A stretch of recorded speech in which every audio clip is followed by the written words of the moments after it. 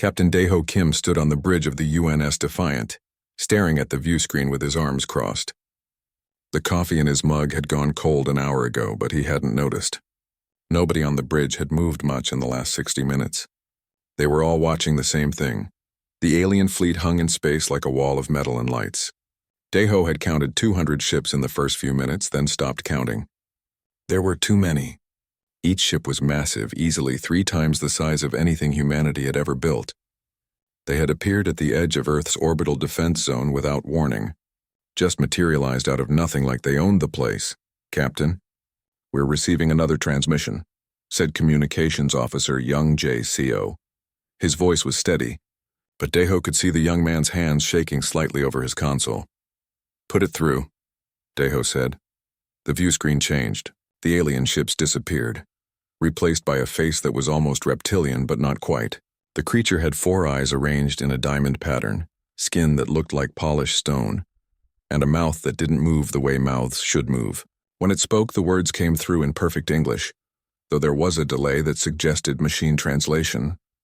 "I am High Collector Vorn of the Galactic Hegemony," the alien said. Its voice was flat, bored even. "Your world has been selected for integration into the Hegemony tribute system. This is not a negotiation. This is a statement of fact. You will comply with the following terms within 48 of your standard hours." Daeho felt his jaw tighten. Beside him, Lieutenant Jiwoo Che leaned forward in her seat, her eyes narrowing. "First," Vorn continued, "you will surrender 60% of all planetary resources. This includes metals, organic materials, water, and energy sources. Second, you will provide 40% of your total population for labor conscription. These individuals will be transported to hegemony work facilities throughout the galaxy. Third, all military forces will be disbanded immediately. Fourth, your world government will be dissolved and replaced by a hegemony administrative council." The bridge was silent. Daeho looked around at his crew. Young Jae's mouth was hanging open. Jiwoo looked like she wanted to shoot something. The weapons officer, an older woman named Sunja Huang, had her hand hovering over her console like she was already planning to fire. "These terms are standard," Vorn said. 10,000 worlds have accepted integration into the hegemony over the past 50,000 years. Compliance ensures survival. Resistance ensures extinction. You have 48 hours. We will await your formal surrender." The transmission ended. The view screen switched back to the view of the alien fleet, hanging there like a promise of death. For a long moment, nobody spoke. Then Daeho started to laugh. It wasn't a loud laugh. It started as a chuckle low in his chest, but it grew. Soon he was laughing hard enough that he had to put his cold coffee down before he spilled it. The sound was jarring in the quiet of the bridge. "Captain," Young Jae said uncertainly, "did you hear that?" Daeho managed to say between laughs, "Did you actually hear what that thing just said?" Jiwoo was the next to crack. A smile started at the corner of her mouth, then she snorted. Then she was laughing too. Sunja joined in, her shoulders shaking. Within moments, the entire bridge crew was laughing. Not the laughter of joy, but the kind of laughter that comes when something is so absurd, so completely ridiculous, that the only response is to laugh or scream. "They want 40% of Earth's population," Jiwoo said, wiping her eyes. "Just like that. Hey, give us 3 billion people, thanks very much. And 60% of our resources," Sunja added. "I'm sure that won't cause any problems." Daeho got himself under control, though he was still grinning. "Get me a direct line to Earth Defense Command. Admiral Park needs to hear this." The communication took a few minutes to establish. When Admiral Sung-Ho Park's face appeared on the screen, he looked tired. He was an older man, his hair mostly gray with deep lines around his eyes. He'd been in the military for 40 years and had seen plenty of impossible situations. This was apparently another one. "Captain Kim," the Admiral said, "I assume you've received the hegemony's demands?" "Yes, sir. I'm guessing every ship in the fleet got the same message?" "Every ship, every station, and Earth itself. They broadcast it on every frequency we use. Made sure everyone heard it." Park leaned back in his chair. "I've been in emergency meetings for the last hour. The UN Security Council is in session right now. Half of them want to negotiate. The other half want to fight. And you, sir?" Park's expression didn't change, but something flickered in his eyes. "Captain, how long have humans been traveling in space?" "About 150 years, sir. Since the first colony on Mars. And in that time, how many wars have we fought?" Daeho thought about it. "None in space, sir. We've been too busy exploring and building. But on Earth..." Dozens of conflicts. Small ones mostly. A few larger ones. Exactly, Park said. We've had 150 years of relative peace in space. Do you know why? Because we've been alone, sir. No one to fight but ourselves, and we've been trying to do better. Correct. And now someone shows up at our doorstep and demands we hand over more than half of everything we have, including 3 billion people. Park's voice was calm, but there was steel underneath. Captain Kim, what do you think humanity's response should be? Daho didn't hesitate. I think we should tell them to come and take it, sir. Park smiled. It wasn't a nice smile. I've already sent the official response. Would you like to hear it? Yes, sir. Park touched something on his console. A moment later, audio played. It was Park's voice, clear and firm, speaking in English. To the Galactic Hegemony and High Collector Vorn, we have received your demands. Humanity's answer is as follows. No, we will not surrender our resources. We will not surrender our people. We will not disband our military. We will not dissolve our government. If you want what we have, come and take it. But know this. We will make you pay for every meter of space, every ton of material, and every single human life. We are not the other 10,000 worlds. We are humans and we don't know how to quit. You have 48 hours to leave our system peacefully. After that, we consider you hostile invaders and we will respond accordingly. The recording ended. Daho felt something fierce and hot burning in his chest. Pride maybe, or defiance. Sir, they have 200 ships just in the fleet we can see, he said. They claim to have conquered 10,000 worlds. Our entire military is maybe 200 ships total, and most of those are patrol corvettes and defense platforms. I know the numbers, Captain. We can't win this fight. Not conventionally. Also correct. So what's the plan, sir? Park's smile grew a little wider. The plan, Captain, is to make them regret ever finding Earth. We're going to hit them with everything we have. We're going to be unpredictable, unconventional, and absolutely relentless. We're going to show them what happens when you threaten a species that evolved by competing with itself for millions of years. You want us to fight smart, not fair. I want you to fight dirty, Captain. I want you to fight mean. I want you to make them bleed for every single thing they try to take. Park leaned forward. Position the Defiant at the edge of the orbital defense grid. When they make their move, you'll be our first strike. Hit them hard, hit them fast, and make them remember it. Yes, sir, Daho said. He felt his grin matching the Admiral's now. It'll be our pleasure. Good hunting, Captain. Earth Defense Command out. The screen went dark. Daho turned to his crew. They were all watching him, waiting. You heard the Admiral, he said. Battle stations. Get us into position. Check every weapon system twice. Load everything we have. If they want to fight, we're going to give them one they'll never forget. Aye, Captain, Ji-Woo said, and there was something fierce in her voice too. The bridge came alive with activity. Outside the view screen, the alien fleet hung in space, silent and waiting. They had given humanity 48 hours to surrender. Humanity was going to use that time to prepare for war. Observer Kaleth stood in the analysis chamber of the Hegemony flagship, watching the data streams flow across multiple displays. He had witnessed 200 subjugations in his long career, and they all followed the same pattern. Arrival, demand, brief resistance driven by ignorance, then submission. It took anywhere from 2 hours to 2 weeks, depending on how quickly the target species understood the futility of resistance. This one was already different. Kaleth was a scholar warrior, a rare combination in the hegemony. Most warriors simply followed orders and crushed resistance. Most scholars studied conquered species after the fact. Kaleth did both, observing subjugations and documenting them for the great archives. He had seen species that begged for mercy. He had seen species that attacked immediately and were destroyed within minutes. He had seen species that tried to negotiate, offering everything they had in exchange for survival. Had never seen a species that laughed. Play the transmission again, he said to the monitoring technician. The audio recording played through the chamber speakers. It was the response from the human ship designated Defiant. The laughter was clear, multiple voices joining in. It lasted for nearly 30 seconds. Then came the message from the human military command, the one they called Admiral Park. Kaleth listened to the whole thing. Come and take it, he repeated softly. They cannot be serious. The psychological analysis is confused, observer, the technician said. She was young, Barely 50 cycles old, and this was only her third subjugation. The laughter pattern does not match any known response to overwhelming threat. The computer suggests it might be a fear response unique to this species. Show me their psychological profile, Calith said. The main display changed, showing data collected from the humans' communication networks. The hegemony had been monitoring Earth's radio and digital transmissions for the past 10 standard days, ever since they had entered the system. It was standard procedure. Know your target before you make demands. What Calith saw confused him further. The humans called themselves Homo sapiens. They had evolved on a single world, never encountered another intelligent species, and had only achieved faster-than-light travel within their own solar system about 150 years ago.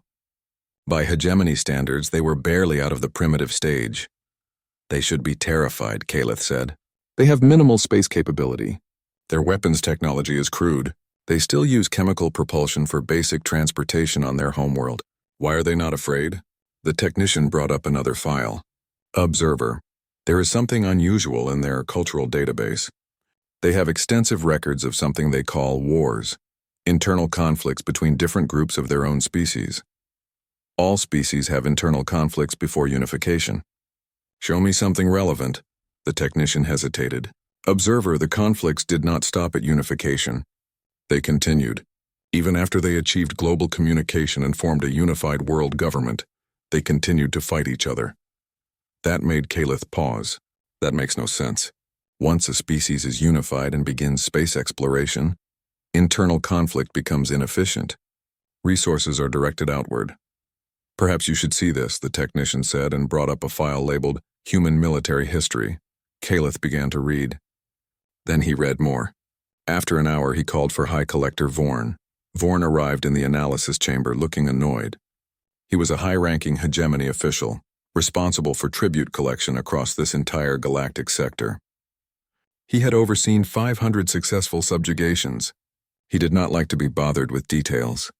This had better be important, Observer, Vorn said. I have a schedule to maintain. High Collector, I believe we may have a problem with this subjugation. There is no problem. The pattern is simple. We make demands. They realize resistance is futile. They comply. We collect tribute and move to the next system. High Collector, these humans have an unusual history. I recommend you review their military records before we proceed. Vorn made a dismissive gesture. I do not need to review their records. Our scans show they have primitive technology. Their fleet consists of fewer than 200 combat-capable vessels. We have brought 200 ships for this collection alone, with thousands more available if needed. The mathematics is simple. Mathematics does not account for psychology, High Collector. Then explain it quickly. I have limited time. Calith gestured to the display. The humans have been fighting wars against each other for their entire recorded history. Not occasional conflicts, constant warfare. They have developed an entire culture around combat, strategy, and resistance. Even their entertainment media focuses heavily on conflict and victory against overwhelming odds. So they are a violent species. Many violent species have joined the hegemony. They learn peace through submission. High Collector, with respect, I do not think you understand. These humans have a recorded history of over 5,000 years. For at least 3,000 of those years, they were in a state of near-constant warfare somewhere on their planet. They have fought wars with primitive weapons that killed millions. They have fought wars with advanced weapons that nearly destroyed their entire civilization. They have fought wars in every environment their planet offers. Mountains, deserts, oceans, frozen wastelands. And yet they survived. This shows they are resilient. Good. Resilient species make good workers. Calith felt a flash of frustration. High Collector, they do not just survive. They study warfare. They write books about it. They create elaborate simulations to practice it. They have academic institutions dedicated to understanding combat strategy. And most importantly, they seem to view resistance against superior forces as something admirable. They have multiple historical examples of small groups fighting against much larger opponents. Did these small groups win? Usually no. But the humans remember them anyway. They celebrate them. There are monuments, stories, cultural events dedicated to these defeats. Then they are illogical. Celebrating defeat is counterproductive. I do not think it is defeat they celebrate, High Collector. I think it is the act of resistance itself. Vorn stared at the display for a moment. Observer Calith, you have witnessed 200 subjugations. How many times has a species actually fought back after hearing our demands? 17 times, High Collector. And how long did those species last? The longest resistance was 3 days. Most lasted less than a day. Exactly. Because resistance is futile. These humans will learn this truth as all the others did. Vorn turned to leave. Continue your analysis if you wish, but do not let it concern you. In 48 hours, this world will be integrated into the hegemony, and we will move on to the next assignment. After Vorn left, Calith returned to his analysis. The technician was reading through human military history files, her expression troubled. Observer, she said quietly. Have you read about the event they call the Second World War? Summarize it for me. A conflict on their planet approximately 200 years ago. It lasted 6 years. It involved most of their major nations. Approximately 75 million humans died. That is more deaths than the total population of 15 species currently in the hegemony. Calith felt a chill. 75 million? In 6 years? What weapons did they use? Chemical explosives mostly. Primitive aircraft. Early nuclear weapons at the end. Observer, these humans killed 75 million of their own species with technology we would consider barely functional. What will they do to us with their modern weapons? Their modern weapons are still far inferior to ours, Calith said. But he did not sound convincing even to himself. Meanwhile, on the lunar surface, Lieutenant Jiwoo Che was running combat simulations at the defense station.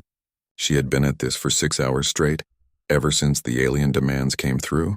Her commanding officer had ordered all personnel to review defensive scenarios, but Jiwoo was looking at something else. She was looking at the alien fleet formation. It's wrong, she muttered to herself, highlighting sections on her tactical display. What's wrong? Asked her assistant, a young private named Byung-ho Ro. Their formation. Look at this. Jiwoo pulled up a 3-dimensional map showing the position of every alien ship. They're arranged for maximum intimidation. Big ships in front, smaller ships behind, perfect symmetry. It's meant to look impressive. It does look impressive. That's a lot of firepower. But it's not arranged for actual combat. Look here, these ships are clustered too close together. And here, there's no screening force protecting their flanks.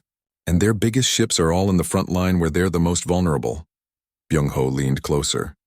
Why would they do that? Because they've never had to fight a real battle. They just show up, look scary, and everyone surrenders. Jiwoo felt a grim smile forming. They're not expecting resistance.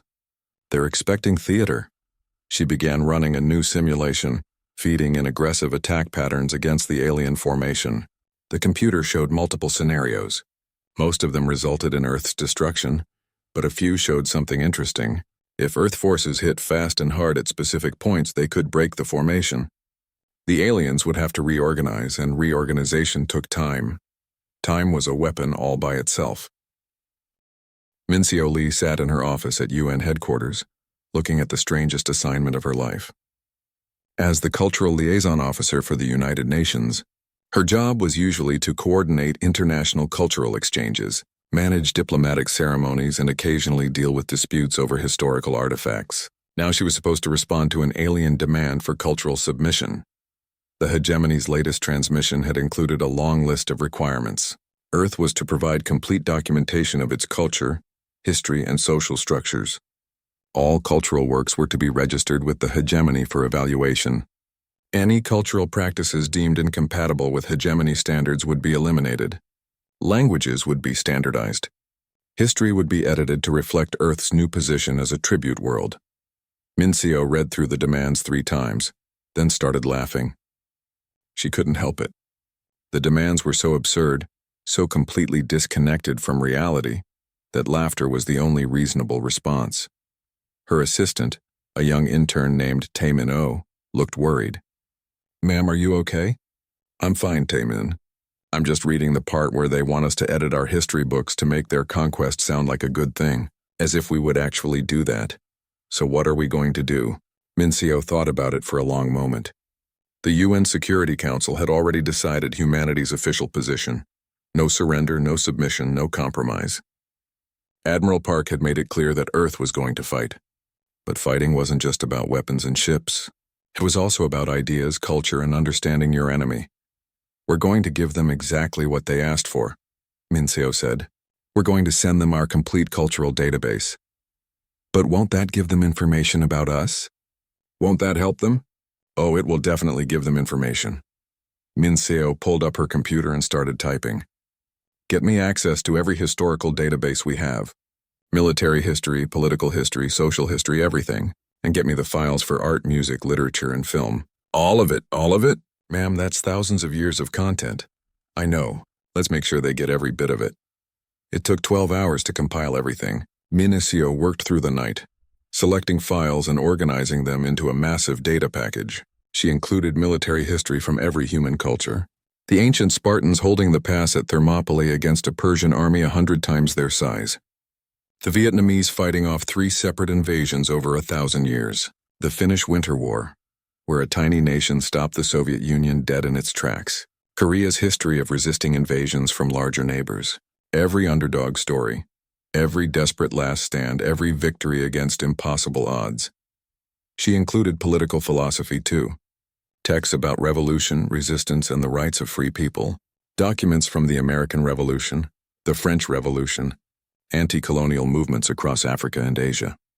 Writings about human dignity, individual freedom, and the right to say no to oppression. The cultural files were just as important. She included protest songs from every era, folk music about rebellion and resistance, literature about fighting against tyranny, films showing human courage in the face of overwhelming force, poems about defiance and survival.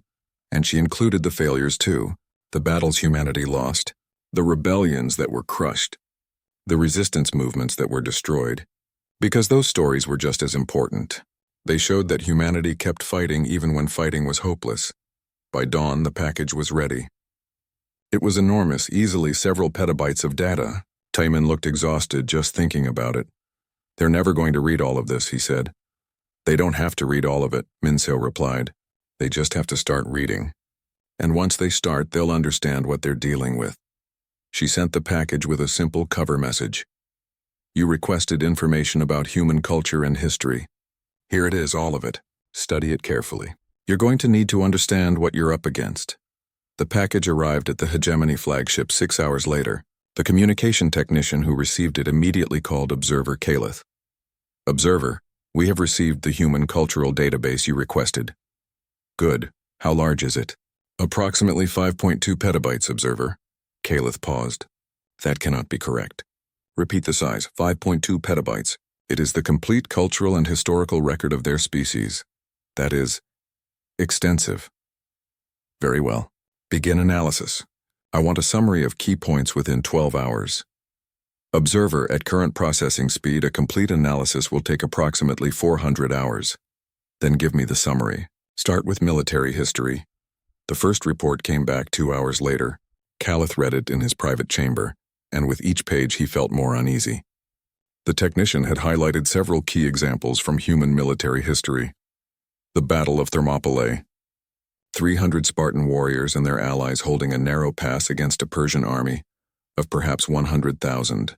They knew they would die. They fought anyway. The Persians won the battle but lost so many soldiers that their entire invasion was weakened. The siege of Leningrad, a human city surrounded by enemy forces for 2.5 years. Over 1 million civilians died. The city did not surrender. The Battle of Britain. A small island nation being bombed by a larger enemy that controlled most of their continent. They fought from the air, from the ground, and from underground shelters. They did not surrender. Vietnam.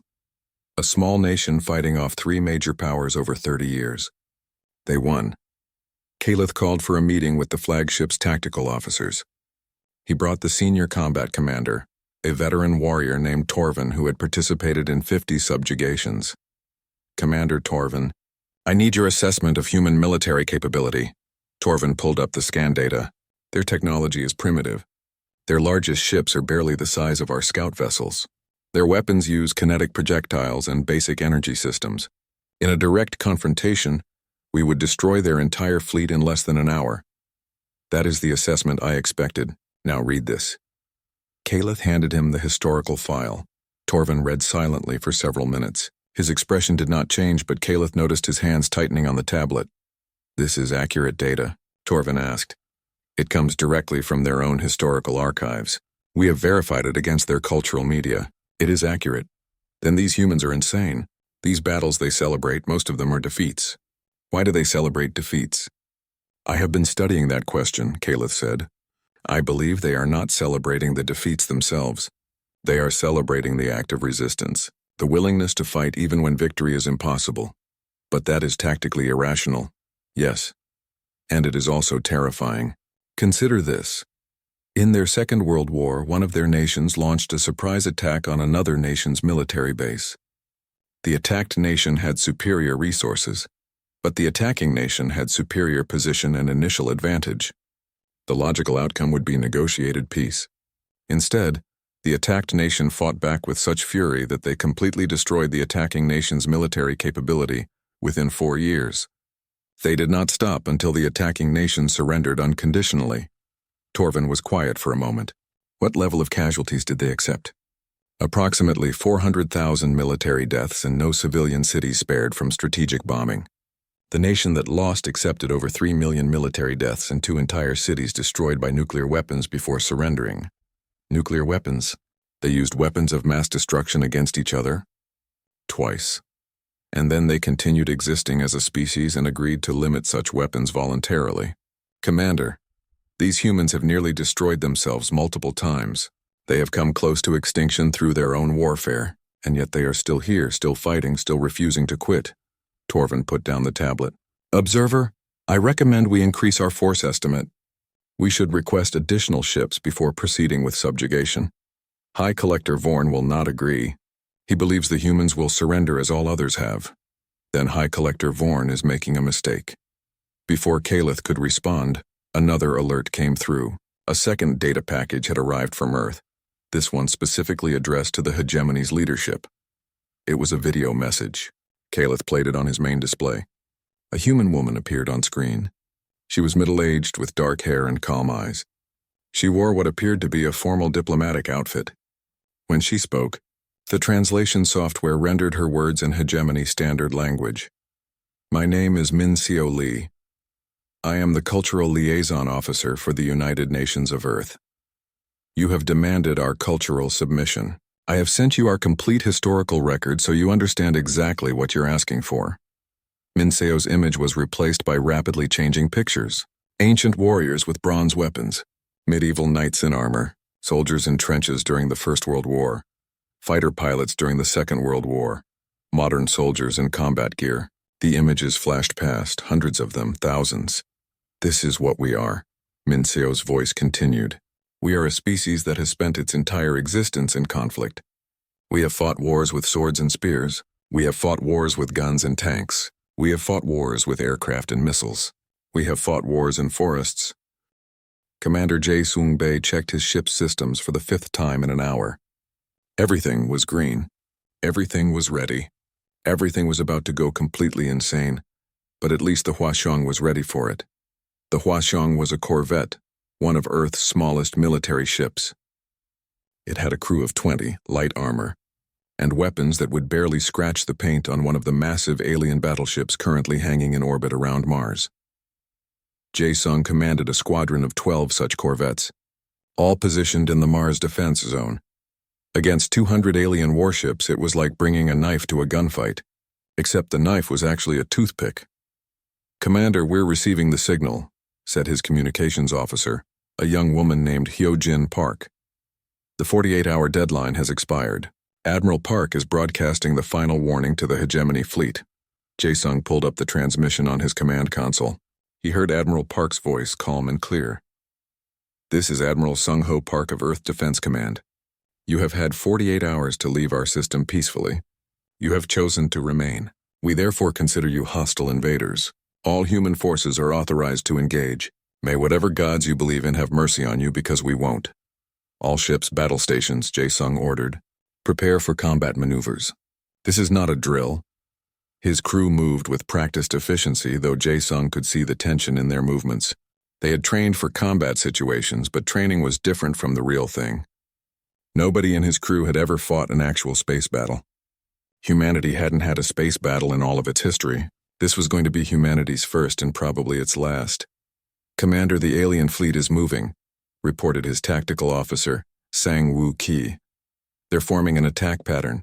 Looks like they're positioning to disable our orbital platforms first." Jae-sung watched the tactical display. The hegemony ships were moving with precision, exactly as expected. They were following standard doctrine, the same doctrine they had used for 10,000 successful conquests. Disable the defenses, establish orbit, land occupation forces. Simple, efficient, proven, also predictable. "Perfect," Jae-sung said. "They're doing exactly what Lieutenant Ji-woo said they would do. All ships execute Plan Crazy Ivan." "Sir, just to confirm," Hyojin said nervously, "we are actually going to do Crazy Ivan?" "We absolutely are." "Sir, Crazy Ivan involves deliberately crashing into asteroids to use them as slingshots toward the enemy fleet." "That's correct." "Sir, the safety parameters on that maneuver suggest a 70% chance of catastrophic failure." "I know. But there's a 30% chance it works. And that's better odds than sitting still and getting blown apart. Execute the maneuver." The Hwaseong's engines fired, pushing the small ship toward the asteroid belt that orbited Mars. Jae-sung had spent weeks studying the positions of every significant rock in the area. He knew exactly which asteroids had the right mass, the right trajectory, and the right position for what he was planning. The hegemony fleet was converging on the Mars orbital platforms, massive energy weapons charging for devastating strikes. They were completely focused on the big targets, the obvious military installations. They weren't paying attention to the small ships moving through the asteroid field. That was their first mistake. "All ships, report status," Jae-sung ordered. One by one, his squadron confirmed they were in position. 12 tiny corvettes, each lined up with a carefully selected asteroid, engines at full burn. "On my mark," Jae-sung said. 3, 2, 1, mark." The Hwaseong's engines cut out at the precise moment Jae-sung calculated. The ship coasted, carried by momentum directly toward a large metallic asteroid. At the last possible second, Jae-sung fired the maneuvering thrusters, spinning the ship 90 degrees. The asteroid's gravity caught them, pulling the ship in a tight arc around the rock. Then the main engines fired again at full power, accelerating them out of the gravitational slingshot. The effect multiplied their velocity dramatically. The Hwaseong shot out of the asteroid field like a bullet from a gun, headed directly toward the hegemony fleet at a speed the small ship should never have been able to achieve. "All ships, confirm trajectory," Jae-sung said, fighting to keep his voice steady. The G-forces were intense even with the inertial dampeners at maximum. 11 confirmations came back. One ship, the Dokdo, reported engine trouble and could not complete the maneuver. That left 11 ships all screaming through space at absolutely insane velocities, headed directly at the hegemony fleet. "Sir, the aliens are detecting us," Sang-woo reported. "They're scanning our trajectories. Their computer must be trying to figure out what we're doing." "Let me know when they figure it out," Jae-sung said grimly. It took the hegemony computers 12 seconds. Jae-sung knew the exact moment they understood because the alien fleet suddenly tried to shift formation. But they were massive ships and momentum was not their friend. They couldn't move fast enough. "All ships arm missiles," Jae-sung ordered. "Target their shield generators. Fire on my mark." The Hwaseong carried 6 missiles, each one with a high explosive warhead. Against the shields of a hegemony battleship, they would do absolutely nothing. But Jae-sung wasn't aiming at the shields. He was aiming at the shield generators themselves, the small vulnerable points that no logical enemy would ever be able to target because it required getting insanely close at insanely high speed. Luckily, Jae-sung was not logical. He was desperate, which was much more dangerous. Mark, 66 missiles launched from 11 ships, all targeted at a single hegemony battleship. The alien ship's point defense systems activated, shooting down 40 of the missiles, but 26 got through and 6 of those hit the shield generator arrays. The shields flickered and died. "All ships ramming speed," Jae-sung shouted. "Target the weapon systems." This was the truly crazy part. With their momentum from the asteroid slingshot, the human corvettes were moving so fast that a collision would destroy them, but it would also destroy whatever they hit. Jae-sung aimed the Hwaseong at the primary weapon array on the alien battleship's forward section. 3 seconds before impact, he hit the emergency escape protocol. The crew cabin detached from the main body of the ship, retro rockets firing to slow it down. The rest of the Hwaseong, still moving at ramming speed, continued on its course. The small corvette hit the massive battleship like a bullet hitting a tank. The corvette was destroyed instantly, vaporized by the impact. But the energy had to go somewhere. The battleship's forward weapon array exploded. Secondary explosions rippled through the ship's hull. The entire forward section began to break apart. Jae-sung's crew cabin tumbled through space, alarms blaring, but they were alive. Through the viewport, he could see 9 other crew cabins from his squadron tumbling nearby. 10 ships had successfully executed the ramming attack. 10 hegemony battleships had taken critical damage. 1 battleship was completely destroyed, broken in half by the impact. 5 more were disabled, drifting with catastrophic damage to their weapon systems. 4 had taken significant damage and were pulling back to assess repairs. With 12 small corvettes, none of them larger than a cargo hauler, humanity had just crippled 10 of the hegemony's most powerful warships. Holy shit, breathed Hyojin. It actually worked. Count casualties, Jae-sung ordered. Who didn't make it? The Sejong didn't detach its crew cabin in time, sir. They're gone. The Incheon's cabin took debris damage and lost life support. We're reading 13 survivors from our squadron of approximately 200 personnel. 13 survivors out of 200. The victory suddenly felt much more hollow, but Jae-sung pushed that aside. There would be time to mourn later, if any of them lived long enough. Get me a line to the nearest rescue ship. We need pickup before the aliens figure out where we are.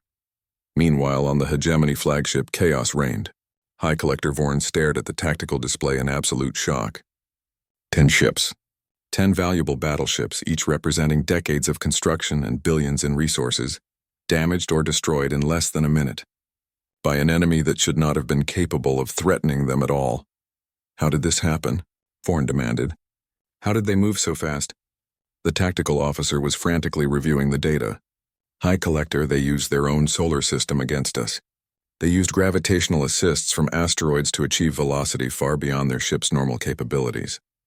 Then they deliberately crashed into our vessels. They crashed into us. They destroyed their own ships? Yes, High Collector, intentionally. That is insane. They killed their own crews just to damage our ships? Initial scans suggest many of the crews survived using some kind of emergency escape system. But yes, they sacrificed their ships. Vorn could not comprehend it. No species in the hegemony would ever sacrifice valuable military assets in such a wasteful manner. Ships were expensive. Crews could be replaced, but ships represented significant investment. You did not throw away ships except the humans just had. Launch fighters, Vorn ordered. Find those escape pods and destroy them. They must pay for this attack. But before the fighters could launch, another alarm sounded. A new group of human ships was approaching from Earth orbit. These were larger actual military frigates with real armor and weapon systems. They had... Admiral Sung-ho Park stood in the command center deep beneath Seoul, watching the tactical displays with tired eyes. It had been 3 days since the first engagement. 3 days of constant battle. 3 days of humanity fighting for its life against the galactic hegemony. The displays showed losses on both sides. The hegemony had started with 200 ships. They were down to 170. Humanity had started with 213 combat-capable vessels. They were down to 98. In a straight numbers game, humanity was losing. But the numbers didn't tell the whole story. Status report, Sung-ho said to his operations officer, Colonel Yoon-ji Nam. The Mars engagement cost them 15 ships disabled or destroyed. We lost 53 vessels, but most crews survived. The hegemony is regrouping at the edge of our orbital defense zone. They're clearly reassessing their strategy. What about High Collector Vorn? Dead, sir? Observer Kaleth's latest transmission confirms it. Vorn was executed by the Hegemony High Command for failure to subdue Earth within the expected time frame. A war master called Drelthor has taken command. He's bringing reinforcements. Sung-ho felt his stomach sink. How many reinforcements? Best estimate from long-range scans, 400 additional ships. They'll arrive in approximately 60 hours. 400 ships, plus the 170 already here. That made 570 total, against Earth's 98 remaining vessels. The math was brutal. Get me a line to all senior commanders, Sung-ho said. We need to talk about Protocol Crazy Ivan Extended Edition. 20 minutes later, every surviving ship captain and station commander was on the conference call. They appeared on multiple screens around Sung-ho's command center. He recognized many of the faces. Captain Dae-ho had survived the first engagement. though his ship was heavily damaged. Commander Jae-sung had been promoted after his successful ramming attack. Lieutenant Jiwoo was now commanding the Lunar Defense Station after her commanding officer was killed. They all looked exhausted. They all looked determined. "Ladies and gentlemen," Sung-ho began, "the hegemony is sending reinforcements. We are going to be outnumbered more than 5-1. Our conventional military strategy has been to hit them with surprise attacks and unconventional tactics. That worked because they weren't expecting it. Now they know what we're capable of and they're adapting." "So what do we do, sir?" asked Daeho. "We can't win a straight fight." "No, we can't, so we're not going to fight a straight fight. We're going to make them so angry, so frustrated, and so confused that they make mistakes. And then we're going to exploit those mistakes until they decide Earth isn't worth the cost." Jiwoo spoke up from the lunar station. "Sir, with respect, I've been studying their psychology through the intercepted communications. The hegemony doesn't think in terms of cost-benefit for military operations. They think in terms of dominance and submission. Every world they conquer reinforces their belief that resistance is futile. If we make them look weak, if we make them bleed, they won't leave. They'll escalate to preserve their reputation." "That's exactly what I'm counting on," Sung-ho said. "Every ship they send here is a ship they can't send somewhere else. Every resource they spend trying to conquer Earth is a resource they don't have for maintaining their empire. We're going to make conquering Earth so expensive that it weakens their entire system." "Even if it means our own destruction?" asked another captain. "Yes, because if we go down, we're taking them with us. And every other subjugated world in the galaxy will see that resistance is possible. We're not just fighting for Earth.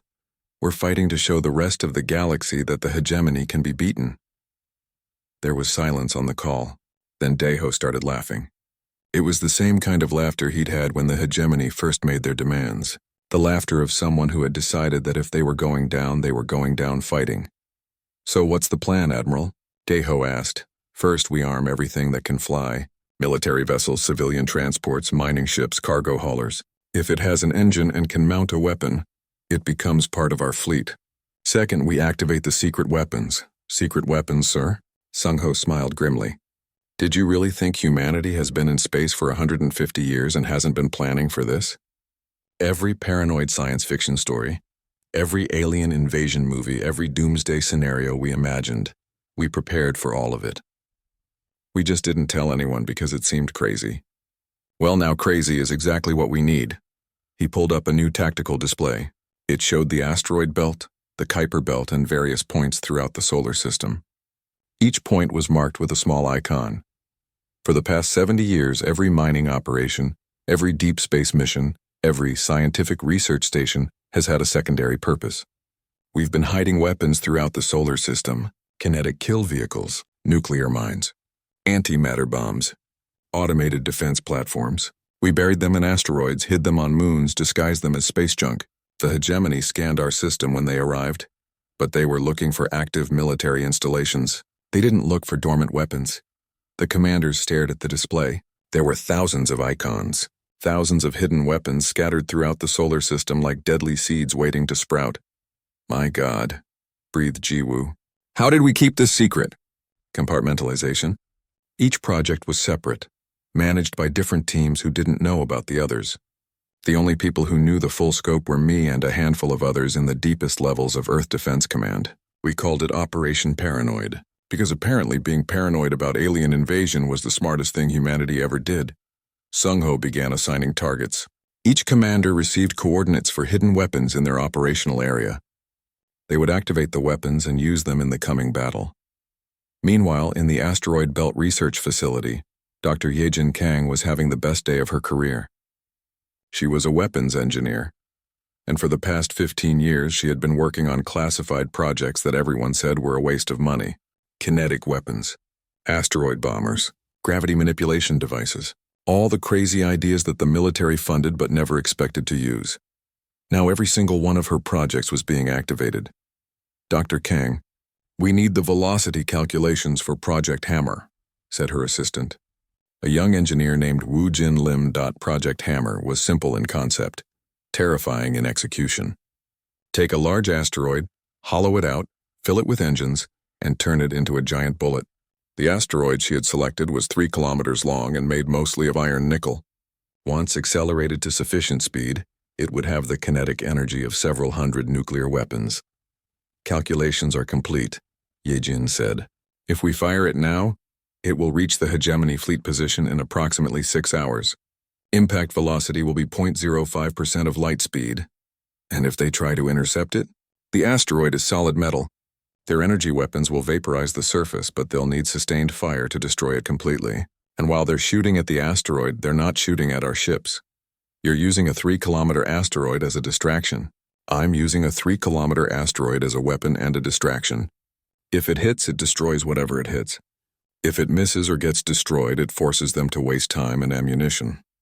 Either way, we win. Yejin activated the firing sequence. Deep inside the asteroid, engines that had been dormant for 10 years roared to life. The massive rock began to move slowly at first, then faster and faster as the engines built up thrust. Across the solar system, other weapons were waking up. Automated platforms hidden on the dark side of the moon powered up their targeting systems. Nuclear mines disguised as dead satellites adjusted their orbits. Antimatter bombs buried in the Kuiper Belt armed their triggers. On the Hegemony flagship, War Master Drelthor reviewed the battle reports with growing frustration. He had been brought in because High Collector Vorn had failed. Drelthor had participated in 100 subjugations and never lost a battle. He was not about to let primitive humans ruin his record. Observer Kaleth, explain to me how these humans damaged our fleet so badly, Drelthor demanded. Kaleth was in a difficult position. He had warned Vorn that the humans were dangerous. Vorn had ignored him and died for it. Now Drelthor wanted answers, and Kaleth had to be careful how he presented them. War Master, the humans use unconventional tactics. They sacrifice their own assets to damage ours. They do not follow standard military doctrine. They improvise constantly. Every time we adapt to one strategy, they shift to another. So they are unpredictable. That is manageable. We simply apply overwhelming force. With respect, War Master, that is what Vorn tried. The humans responded by turning their civilian vessels into weapons. They armed cargo ships with missiles. They filled transport vessels with explosives and rammed our ships. They do not distinguish between military and civilian assets. Everything is a weapon if they need it to be. Drelthor considered this. Then we will target everything. No more discrimination between military and civilian targets. We will destroy anything that moves until they surrender. War Master, I must advise against total warfare. The humans have a